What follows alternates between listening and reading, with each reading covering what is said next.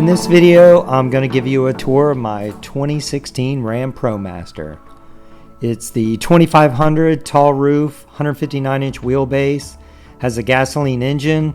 I've had it for almost a year. I spent the first 3 months building it out. I don't live in it, but I take it on weekend trips, long weekend trips, and on the occasional week-long trip. Okay, let's get started with the tour. We'll come in from the side. I'm going to show you this pop-up table I built just out of these cheap brackets from Amazon. It pops up, close it, shut the door, you're in the van.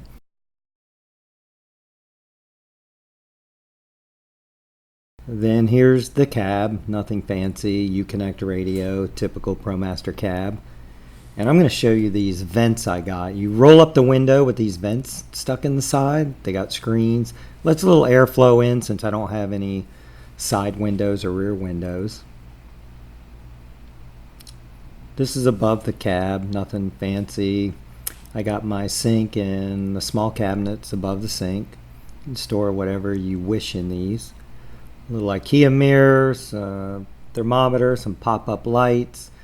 I'll show you under the sink how I rigged it up. So I have two 5-gallon containers, one for gray water, one for fresh water. I have a 12-volt pump. I have a switch that I turn it on, and then when I turn the water on, the pump turns on. I turn the pump off when I'm not using it, just to be safe, and I can store other things under the sink. As we look over here to the left, you can see the desk I built a little lower. I have a cheap IKEA chair. I can store things under it while I'm driving, move them when I want to sit down and get some work done. Next to that, between the desk and the bed, is just a typical cabinet from Lowe's. And the countertops I built just out of spare plywood. I just painted it. And here's my cooler rack with some storage underneath. I'm not finished with that yet. Showing you the siding and the bed area. Nothing really great. I just changed up the wall coverings with some homemade shiplap. And underneath the mattress on both sides, I have these kind of hidden storage areas. They're about 3.5 inches deep. And just decided to put those in there to store some things that I don't need to get to all the time. Little secret. And here's a switch that kind of controls all the lights, the water pump, and the Maxxair fan up in the top. And here's underneath the bed. I caulked it and sealed it in case anything gets wet under there. If I throw in wetsuits or shorts. I got some LED lights. Keeps things bright under there. And over here is all the electrical. There's my 1000-watt inverter, my 100 amp hour Renogy marine battery. I got shore power over there on the left that comes in the middle there is a master turn off switch, so when I'm not using the van I can turn it off and I won't draw any power. And I'm going to do another video about the electrical, but this is just kind of a quick tour. And here you can see the shore power where I just plug it in at a campground or currently at my house. Okay, let's take a look at some of the photos, and we'll go from the day I purchased it to almost the day I finished it. So here it is sitting at the lot at the dealership. They parked it up by the building so we wouldn't have to walk out onto the lot. That's what it looked like inside. And you can see the black thin plywood walls that the previous owner put up, and the inside, the dash area, seat's a little dirty. And it had the tow package as well as the backup camera, so I really didn't have to do much to it other than build out the inside. Here we have the 1/4-inch plywood that I glued to the van floor, and then I taped the seams before I put the 1/2-inch poly iso on it next. And here's the poly iso on top of the floor. And then later I did tape the seams, I just don't have a picture of it.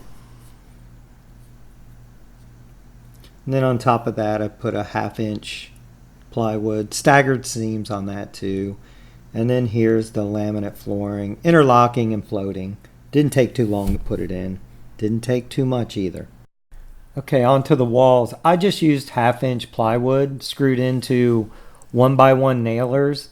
I have Reflectix all around the van, and you can see some sound dampening material on the back door in this picture.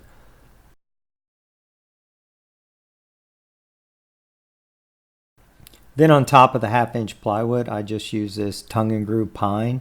I pre-drilled all the holes and screwed them in. They're finishing screws. They have very small heads, so they just add an aesthetic. And I lined them up and measured so all the screws go up on the same vertical column, I guess you would call it. And then I used shiplap, homemade shiplap around the bed area.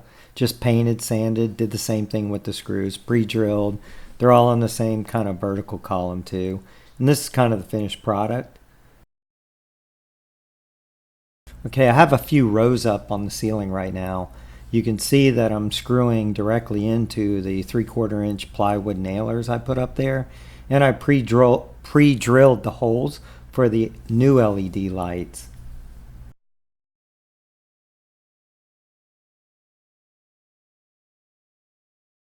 And here's one of the first photos I took. I think this was the starter row. And here's I was halfway done. I had one set of the LED lights in, and I'm cutting around the ceiling fan, and you can see the wires for the LED lights. And this is after I got it cut around the fan. You can see it's looking better. Kind of a close-up view of the LED lights and the screws. And here's the cutout around the fan before I put the shroud on it. And you see I taped up the Reflectix in the fan. And here's a close-up of what the LED lights look like when they're on, what they look like when they're off.